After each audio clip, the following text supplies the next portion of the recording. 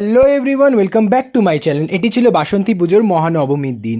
রোজকার মতো মাকে খুব সুন্দর সুন্দর মালা দিয়ে খুব সুন্দরভাবে সাজানো হচ্ছিল। পদ্মের মালা, রজনীগন্ধার মালা, নীলকণ্ঠ ফুলের মালা, জবার মালা, বিভিন্ন রকমের মালা দিয়ে মাকে অপূর্ব সুন্দরভাবে সাজানো হচ্ছিল। তারপর এখানে লক্ষ্মী, গণেশ, কার্তিক, সরস্বতীকে খুব সুন্দরভাবে সাজানো হচ্ছিল। তারপরে এখানে আমি একটু ঢাক বাজানোর চেষ্টা করছিলাম। তারপর এখানে চলছিল নৈবেদ্য বানানো, ছাদে চলছিল মায়ের জন্য ভোগ তৈরি করা। আজকে মায়ের ভোগে ছিল পোলাও আর তরকারি, নানা রকমের ভাজা। এখানে ভোগ আরতি হচ্ছিল। তারপর আমরা সব উপোস ভেঙে অঞ্জলি দিয়ে খেয়ে নিলাম ভোগ।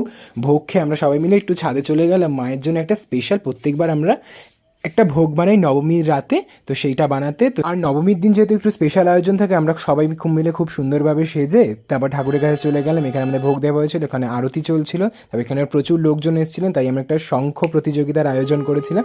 তারপর সবাই মিলে জমিয়ে খাওয়া দাওয়া করলাম।